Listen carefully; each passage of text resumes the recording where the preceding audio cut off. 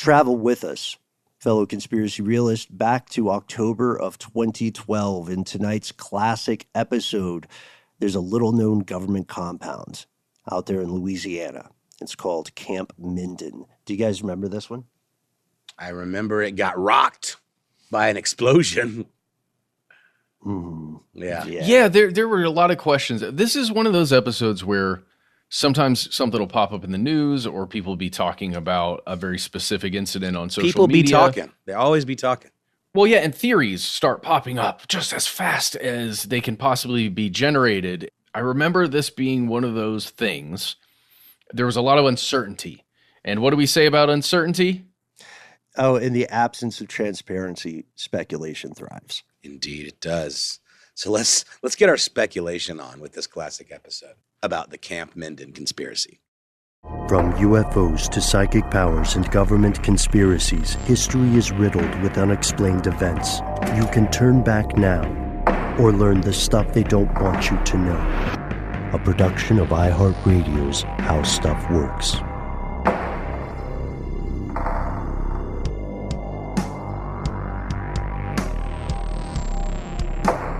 Welcome back to the show. My name is Matt. My name is Noel. They call me Ben. We are joined, as always, with our super producer, Paul, Mission Control Deck, and most importantly, you are you, and you are here. That makes this stuff they don't want you to know. A quick check-in. Matt, how's it going? How you doing? Hey, doing well. Hey, you like the Fonzo by here. Yeah.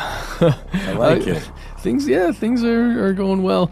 I had this weird hair last night where I noticed on the back fence of my property there's just a ton of junk growing up around the fence and through the fence and on it's an old chain link fence, and it's mostly like vines of some sort. And I couldn't help it. I just started destroying all the vines and just ripping them out. And with a machete?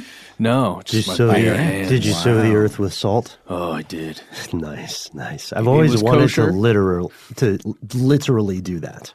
Yeah. Is that where the expression salt of the earth comes from, or is that different? I'm not familiar with the etymology there. No, In this case, it's killing all this stuff that's trying to grow out. You're doing more of a scorched earth approach. Yeah. What about you, Noel? Checking in. How's it going? Doing well. Thanks, Ben. I got to piggyback a business trip with a family vacation. I brought my kid with me to New York City, and she hung out with her godmother for a couple of days while I worked, and we had adventures, and it was a lot of fun. Awesome. And the check-in that we like to institute applies to you as well, listening. So if you have an event in your life that you would like to tell us and your fellow listeners about, feel free. You don't have to wait till the episode is over. You could just pause it and give us a call now.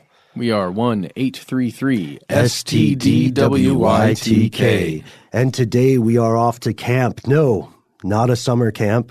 Not a religious camp, none of those sorts of camps. We're going to a camp that is much more dangerous.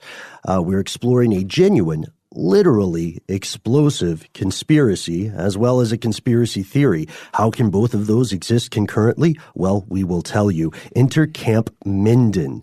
Here are the facts. So there's a place called Webster Parish. It's off of U.S. Highway 80 near Doyline, Louisiana, between Minden, Louisiana, and Bossier City, probably Bossier City, Louisiana.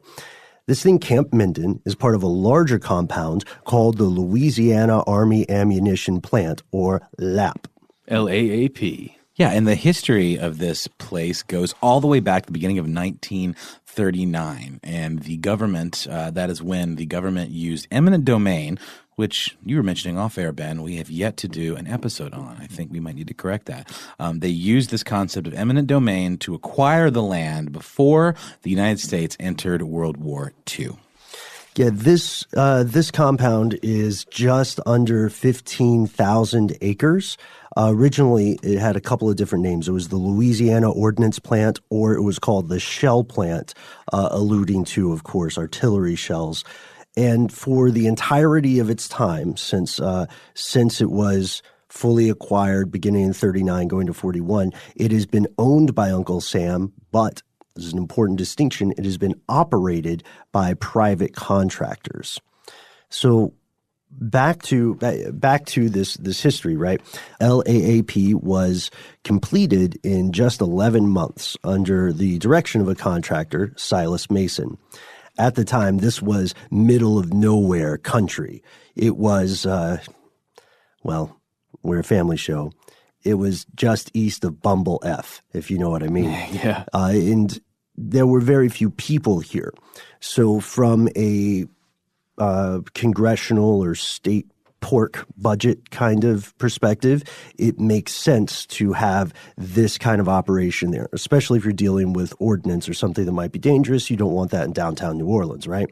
Yeah, and it also makes sense. The time that they needed a lot of ammunition was right around World War II, right? So in May 1942, there were a total of 8 production lines that were opened. And then by December 1944, the number of employees hit its peak at just under 11,000, 10,754.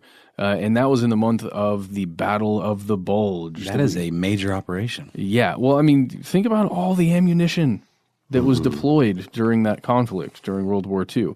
You needed a lot of it. They were certainly not creating all of the ammunition, but a good portion of it.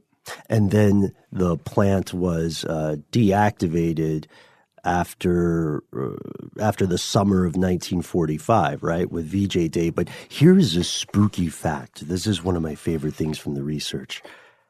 This place, Camp Minden and LAAP, are used interchangeably. So let's just call it Camp Minden.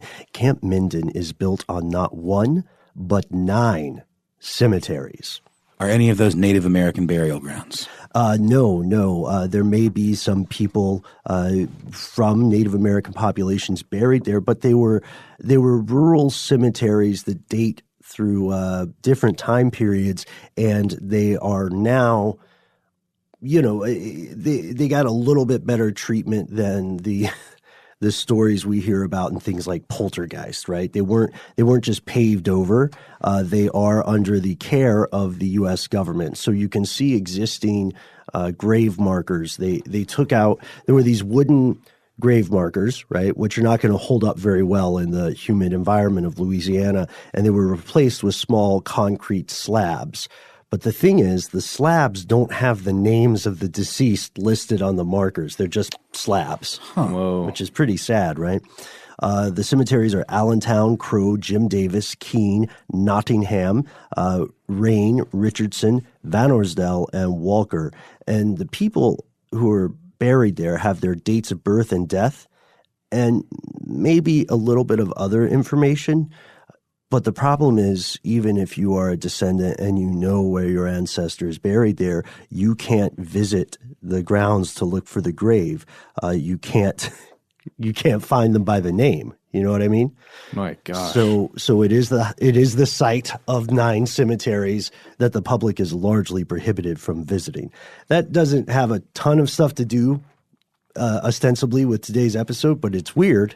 It is very weird that somehow through eminent domain, the government just purchased, without really realizing it, 9 cemeteries. Stole the dead. Ew. They stole your dead if you are descended from someone buried in those cemeteries. And they're manufacturing ammunition that steals life. That's wow. Yeah, maybe we have an episode in the future on the strangest cemeteries. We've never done that. Let's do it. Let's do it. I like it. I'm keeping count. Eminent domain, strangest cemeteries. But anyway, that's a little bit of a side note. We do know that, to your point, Matt, we see production wax and wane with this with global conflict, right? The thing is not always open and pumping out bullets 24/7. Yeah, it was restored after World War II during the Korean conflict. And this was under Remington Rand, I'm assuming the company that actually was there producing the stuff at the facility. And that was in 1951. Then employment at that time went from roughly 0 to 5,000 in 1953, or I guess from 0 before 1951, then up to 5,000 in 1953. Now, at Camp Minden, there was a metal forging and machining plant area, and it was known as the Y-line chromic acid etching facility. The Y-line chromic acid etching facility. Oh, you'll cave. And it's fun to say even just in full. But it manufactured these specific 155 millimeter projectiles. What would that be? What kind of weapon would that? Is that just like a a specific caliber of bullet? Or is this like almost like a larger? That seems large. They're certainly projectiles, my friend, and they are 155 millimeters. Okay, a quick Google search indicated that these would have fed an M777 howitzer, which is one of those cannon-looking things that are on wheels. So, yeah. They're also, I think they're kind of an all-purpose standard, at least in NATO. I don't know about on the other side of the curtain at this time, as they called it, but yeah. These are not for handguns, or not for handguns that you could actually use. Yeah, these howitzers are the ones that you have to click, and get them to go up at an angle, and they shoot. They kind of lob this ordnance, and has a nice arc trajectory, and then comes down almost like a mortar round. I don't think it's quite a mortar round, but it's definitely not something you would fire point blank at something. You would shoot it and have it arc. Sounds terrifying. It does. So the plant is again reactivated during the Vietnam conflict, the Vietnam War. That was September 1961, and this time by a different Rand, Sperry Rand, and this contractor held it until 1975 as that conflict was continuing.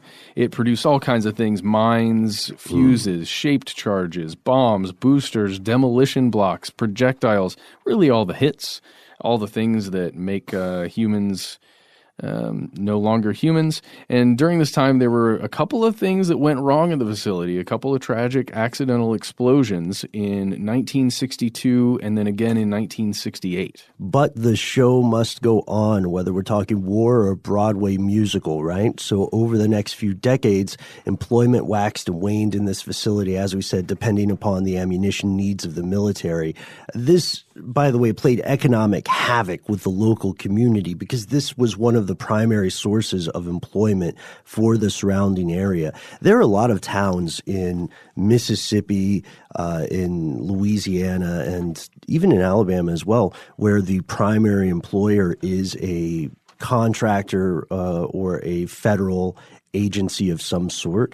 I used to, in another life, be in close contact with people who would role play for military training in Louisiana, and their job was to act either as, terrified civilians or belligerent civilians in case of urban warfare reenactments. Mm-hmm. And it was terrible. They were paid like $6 an hour. Oh, and that's a really important skill because after the war ends, you've got a pretty lucrative career as a reenactor on your hands. There you go.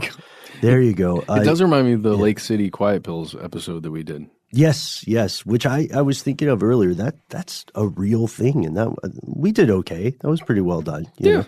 Thanks for everyone who wrote in to check on that, because while that particular team, we don't want to spoil this for you, but while that particular team associated with Lake City Quiet Pills is largely out of the running now, from what we understand, there are multiple other, let's call them independent operatives, independent post-military operatives out there with surprisingly affordable rates. This is not a recommendation to hire them. Just want you to know that it's a real thing.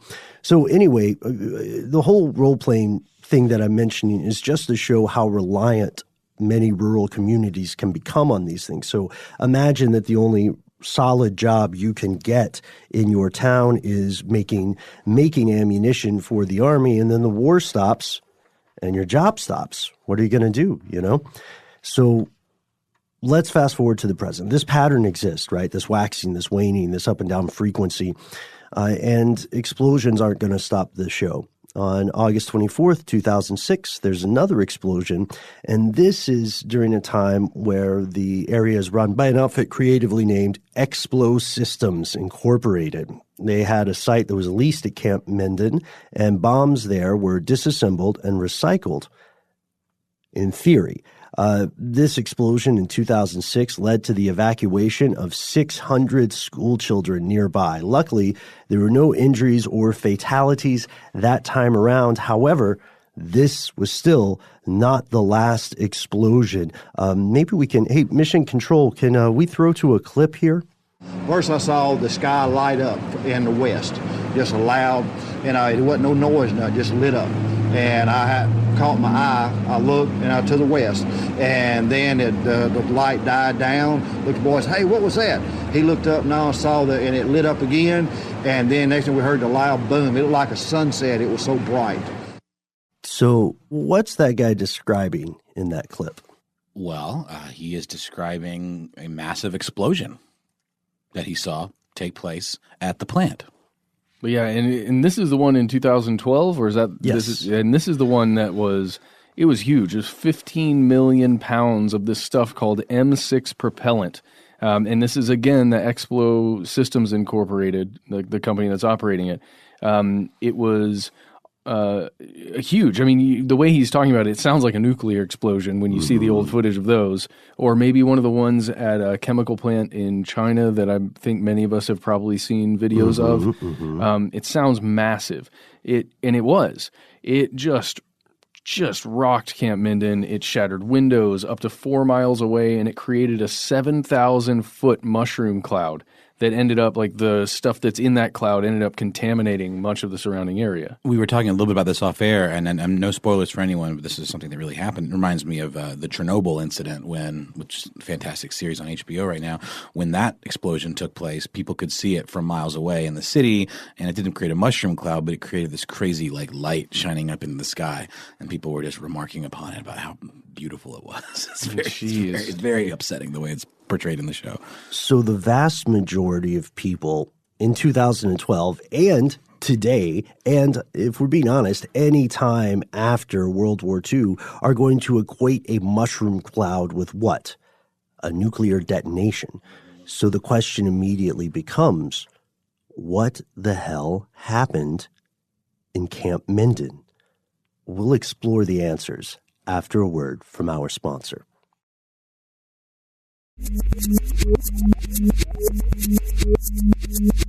Here's where it gets crazy.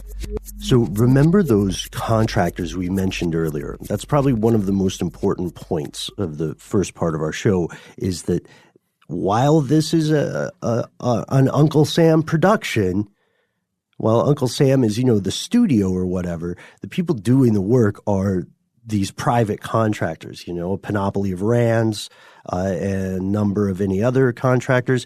Explo Systems was one of the most prominent.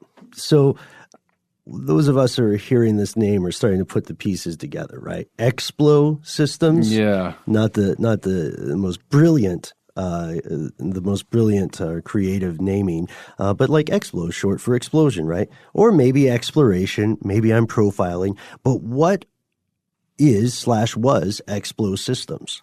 They were a private company whose primary business operations involved the demilitarization of military munitions, and then, of course, selling those things again, like the recovered explosive materials that you'll find in okay, let's put it this way. You find munitions that were used in war or meant for war, and then you're going to resell or repurpose those for mining. Oh, okay. All right. So maybe mining, maybe also construction, such as the creation of roadways that cut through mountains, where you have to blast rock or tunnel through rock. Exactly. For mining like that, you can even imagine using it for like demolition of something that you need for a house or for a big facility, something like that. Okay. Yeah. Have you guys seen actual demolition in real life? I know you have. We had a big one here in town recently. It was an old archive building that they took down, and they kind of do it from the bottom down, I guess. Yeah, I went to see that, and one of our friends of the show, a producer here named Ramsey Yunt, was filming it. It was weird. We met the governor, who was dressed like a leather cowboy at the time. It was it's very, very strange. Also very early in the morning because they don't want to mess up traffic. So he was wearing his demolition outfit, Yeah, perhaps that was it. But I asked that. I mentioned that just because, these are legitimate uses for this kind of substance, right? Mm-hmm. There's nothing against the law about demolishing building. There are actually quite a few laws about how to do it correctly. Yeah. And just a little background on the substance in question, this M6 propellant. It's a military-grade explosive propellant that's used for firing off this heavy artillery, like those howitzers we were talking about. And it actually comes in bags and these grains that are of different shapes and sizes, and they're very large. They can be up to an inch long, and the bags, almost picture it as like an explosive bean bag that's packed into the bottom of the gun, depending on how far the projectile needs to go. So they're graded differently for distance. Right.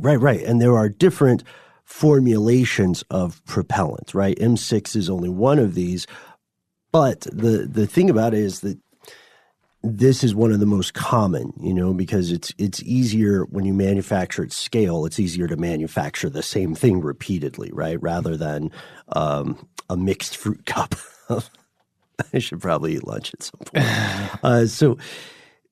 So yes, the U.S. Army wanted Explo to take all of this unused propellant and to store it and then resell it.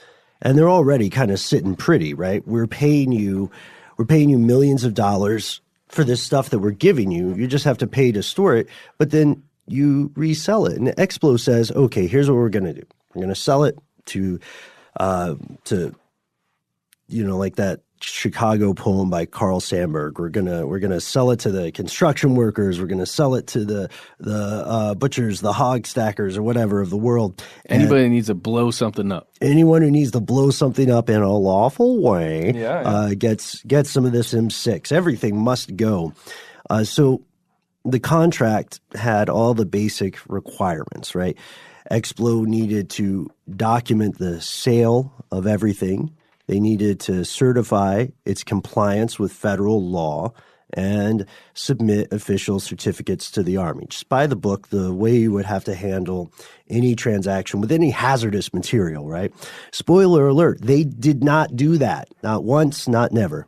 So what did they do? Okay, so let's just recap. The U.S. Army actually spent $8.6. They awarded Explo. And whenever I hear Explo, what's the second part? Explo Systems. I think of that Tenacious D song, Explosivo. Nice. Every time. So I'm just going to call it Explosivo from now on. Yeah, they awarded Explo $8.6 million in contract funds to demilitarize 1.35 million propelling charges that contain this M6 propellant. Okay, just to recap. So they didn't do that.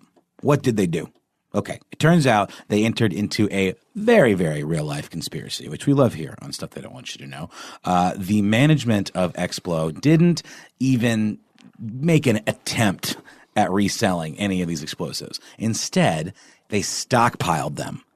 Super weirdly. Stockpiling, I would say, is a very generous term. Yeah. Stockpiling makes it sound orderly or labeled. Let's call it hoarded, though. Yes, that's it. Yeah. Very unsafely. Right, because the bags we mentioned that contain the M6 are opened. They're opened to the air. They're laying around in corners, and they're intentionally hidden. Like in episodes of Hoarders where someone says, all right, this pile of papers, this pile of entertainment weeklies from the early 1990s is fine, but I don't want them to know how many dead cats I have, so I'm going to put those in a corner behind the used diapers, which are perfectly respectable things to hoard.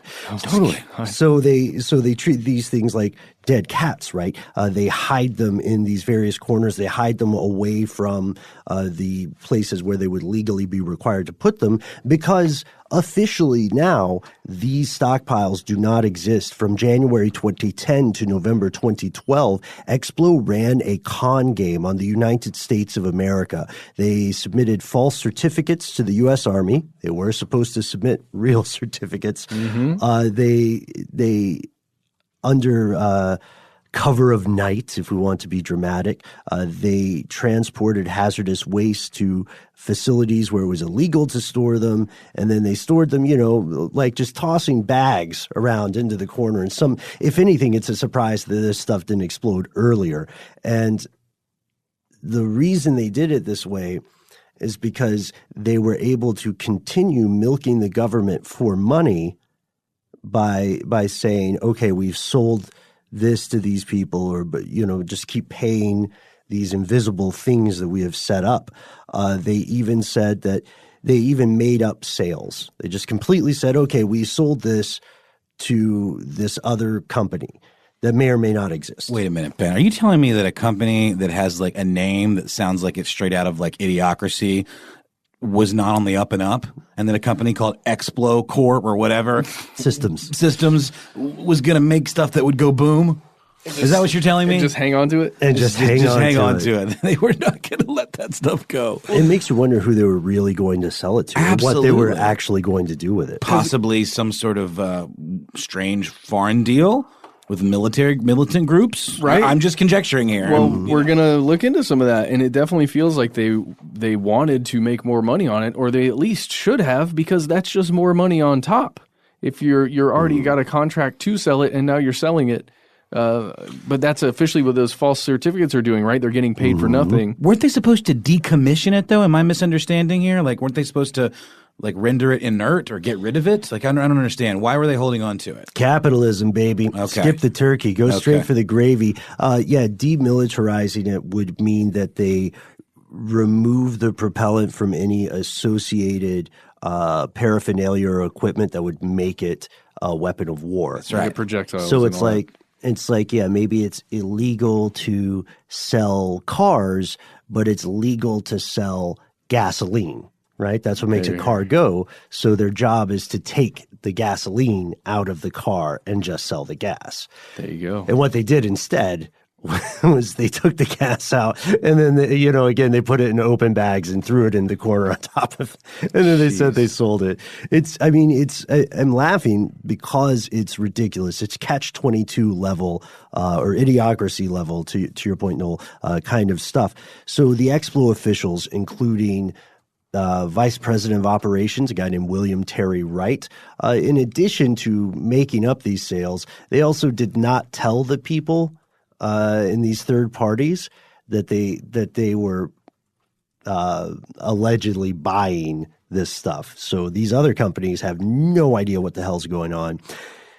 They also had their signatures forged or fabricated. And then the people at the top of the chain, the executives, order lower level employees to not only move this stuff once, but to move it multiple times whenever government officials come around to check in on things. Wow. So imagine you get the call and say, okay, we need to move.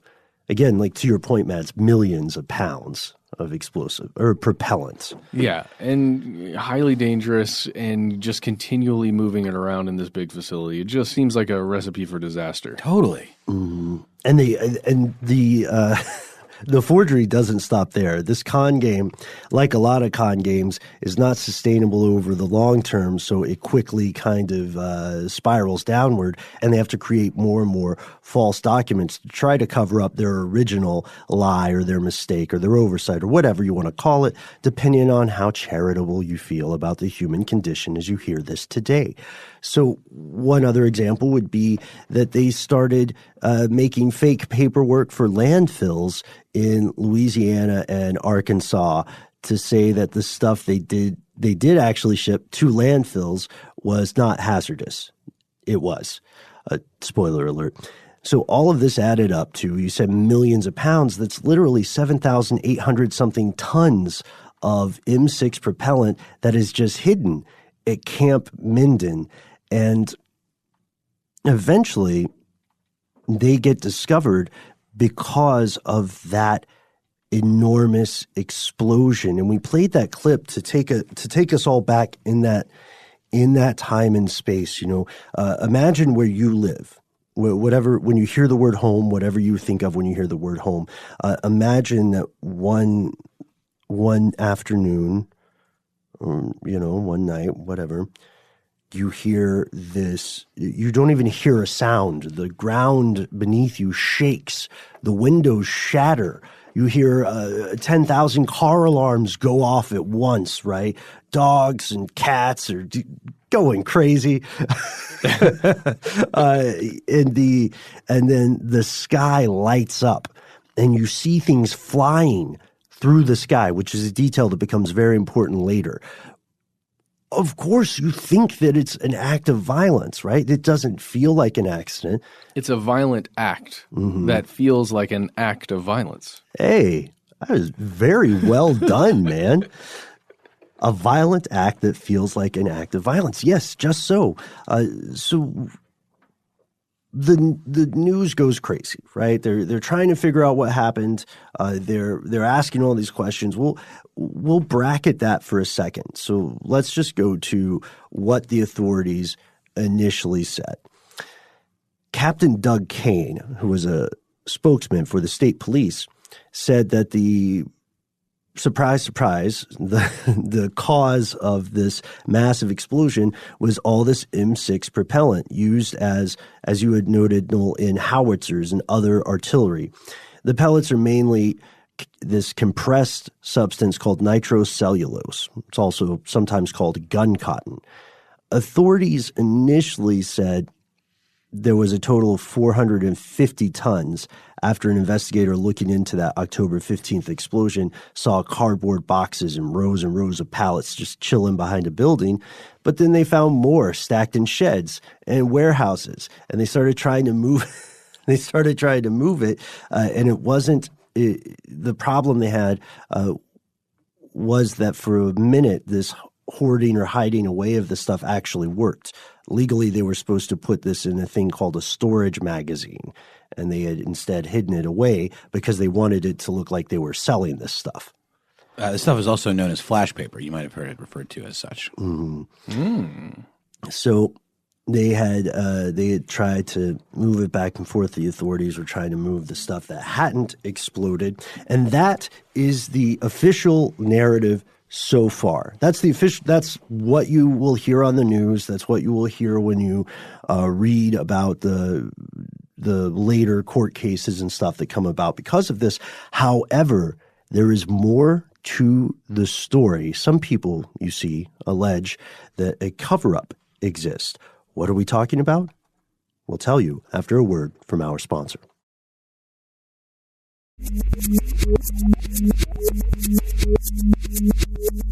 And we're back. So as we said, what we've explored thus far is the official story. That's the thing that comes across the news waves to you. The PR documentation lets you know that's what's going on, and that's what goes down in the history books. But guess what?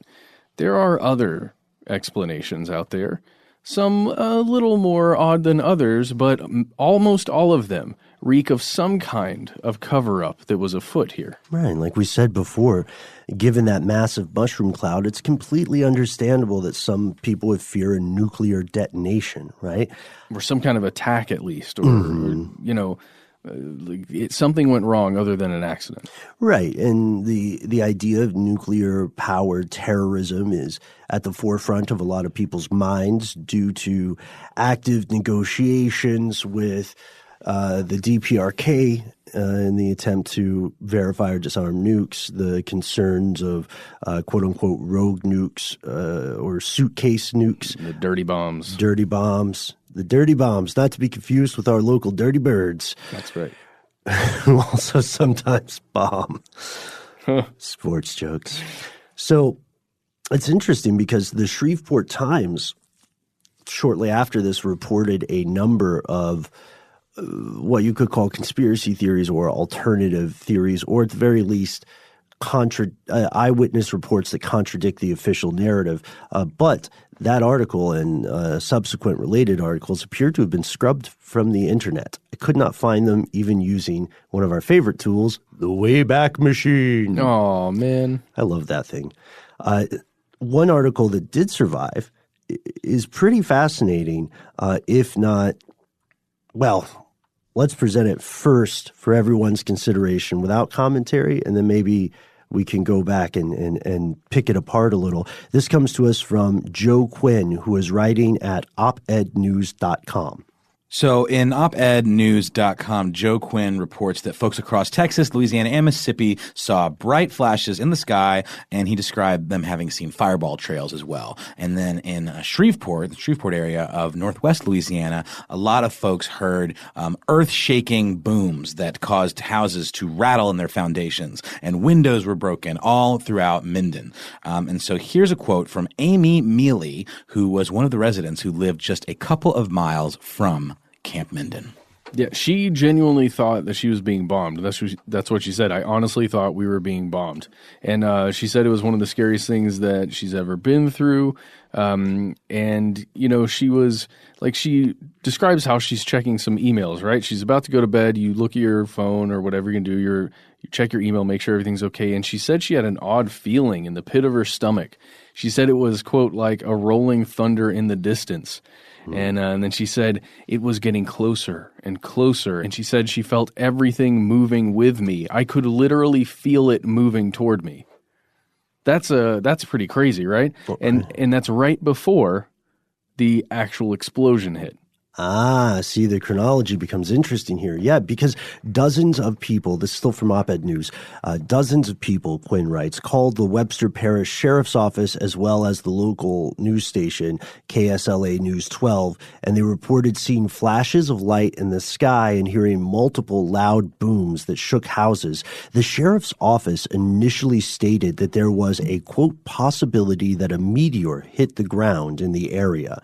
The following morning, however, they recanted, and the parish sheriff at the time, Gary Sexton, said that hazmat experts told him what people had seen and heard was an underground bunker containing explosives that blew up that late night on October 15th. Not only was there nothing to see here, but the explosion, quote, worked exactly as it was designed to do. And the use of the phrase designed was somewhat unfortunate for the sheriff's department at that time because it left the door open for conjecture. Quinn and other people who doubt the official narrative still have questions. Quinn puts it this way beautifully. He says, what are the odds that at around the same time as people across 3 states, Mississippi, Texas, and Louisiana, and hundreds of miles apart, were seeing what was clearly a meteorite comet fragment burning up in the lower Earth atmosphere, a munitions dump would explode at the same time? Whoa. More to the point, if a munitions dump did explode, what are the odds that a meteorite or comet fragment that many eyewitnesses believe hit the ground in the area would be in no way connected to the explosion? So enticing, tantalizing, tempting, right? But we also have to think about how close the timeline can become here. It could seem like a meteor, right? Depending on where someone's standing and what they're seeing at the time. We talked about this before with MUFON and different UFO observations, right? Light in the atmosphere can be tricky. Mm-hmm. Yeah, the whole thing is one big Shyamalan, and the problem is that someone could be far enough away that they see a light, but they don't hear a sound or necessarily feel a tremor, right? Yes. So they could see debris from an explosion launched so high that they feel they're watching a meteor crash. So it could just be the explosion. But that hasn't prevented people from saying, no, there is a cover-up, a meteor hit, and then that's the thing for me, they blew up a military base. The meteor did? To cover it up? I know what you're saying. It's kind of like the Titanic conspiracy when they're like, the best way to kill the people who don't like the Federal Reserve is to get them on this massive boat. Under false pretenses. Yeah, exactly. Yeah. So it seems that if we're exercising Occam's razor here, the idea between the two conspiracies, the idea that there's a cover-up of a cover-up, right? It seems that maybe the mundane answer is the more accurate one, but it doesn't make it any less disgusting in terms of corruption. Luckily, there are 2 pieces of good news here. First, thankfully, no one that we know of was actually injured in this debacle. And second, in a rare example of corporate justice, the higher-ups at Explo did end up going to court. So it wasn't just, the way it happens with banks, it wasn't just that the bank was fined some portion of their profits and was able to write it off as a cost of doing business. The individuals involved actually had legal consequences. Yes, the co-owner, a man named David Allen Smith, who was 63 years old at the time, he was sentenced to 55 months in prison because of all this. Yeesh. Yeah, and also 3 years of supervised, I guess, what is that? Supervised probation essentially. Yeah. And after he was released, and he was also fined $34 million. What? Yeah, is that like a almost symbolic 35 fine? million. Was this guy a super rich man? Well, it was almost $35 million. Again, he's the co-owner of this company, right? And he was taking part in that conspiracy we were talking about, of bilking the government. There's a lot of rings of Chernobyl in this story. You know, not to spoil anything, but it's like it's corruption, it's cover up, it's failure to do the right thing to protect the people that live in the vicinity of your facility with very dangerous things, products at the center. Products at the center of it. Yeah. Well, and here's the thing: David Allen Smith. He's not the only guy that went to prison. Right. There was William Terry Wright. We mentioned him earlier. He was sentenced to 60 months in prison, 3 years of supervised release. And he, because he wasn't an owner, I guess. He was the VP of operations, I believe. Right. He had to pay just under $150,000 in restitution for participating in the criminal conspiracy. And there were 3 other big names that also had to take a dive. Yeah, there was the director of support technology, a man by the name of Charles Ferris Callahan, who was 69, from Shreveport. He got 24 months in the clink, 1 year of supervised probation, and had to pay $207,599 in restitution for falsely representing the facts in various documents. Then, of course, you get over to Kenneth Wayne Lampkin. He was this is his title, M6 Demil, like as in demolition program manager. They're all about the little snappy, shortenings. Well, yeah, and he got himself 45 months in prison and 3 years of that old fun thing, supervised release or probation. And he was fined, again, similarly to William Terry Wright, $149,000 in restitution. And his was for specifically making false statements. And last but not least, there was traffic and inventory control manager Lionel Wayne Coons with a K, who had to go with 41 months in prison, 3 years of supervised release, and he got off relatively easily in terms of restitution. He only had to pay $92,921 only. I mean, I don't have that sitting around. I don't know about you guys, but well, it's kind of like anchoring on menus. The psychological thing where you show people a larger price first, and then you get them to forget how high the lowest price thing is. Sure. We should go into psychology of menus one day. I think that's smart. So these people did actually go they did go to court. They did get found guilty. It was a real conspiracy. The question for people who are out there a little more in the fringe of the reporting is whether or not whether or not this conspiracy is a cover-up for something else at play. We did not find a ton of evidence for that. It seemed more like the fog of war and the panic of trying to report things as they're happening.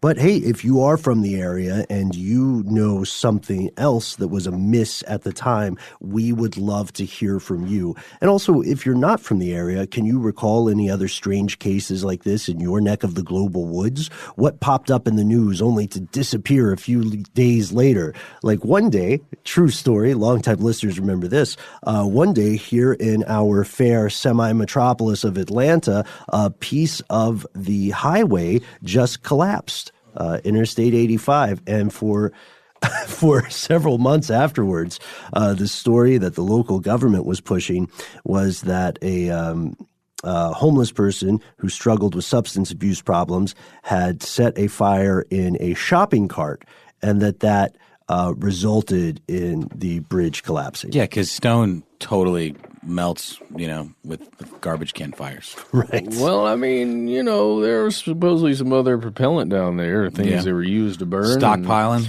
Yeah. Well done. Under the bridge. Yeah. Smart. He Red Hot Chili Peppers. Recently started an LLC he was called a very, Explo Party Incorporated. Mm-hmm. Yeah. Well, they had to figure out some way to use all those demilitarized ordnance, Right. Let's use it for a nice fireworks display on the downtown Atlanta skyline. And his alias, of course, was Bridge Blowington. Yes. Yep. And that's our classic episode for this evening. We can't wait to hear your thoughts. We try to be easy to find online. Find us at the handle Conspiracy Stuff, where we exist on Facebook, X, and YouTube. On Instagram and TikTok, we're Conspiracy Stuff Show. Call our number. It's 1-833-STDWYTK. Leave a voicemail. And if you have more to say, we can't wait to hear from you at our good old-fashioned email address, where we are conspiracy@iHeartRadio.com.